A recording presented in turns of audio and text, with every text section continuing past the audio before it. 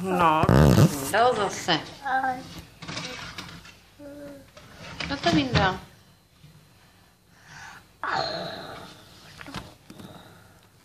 A zamáváš babičce? Zamávej.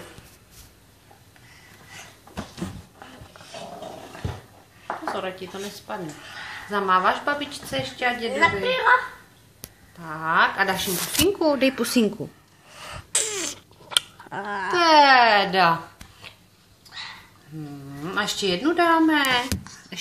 Ještě dědovi pusinku. Šup, pusinku ještě. Teda. No, a ještě uděláme pápa.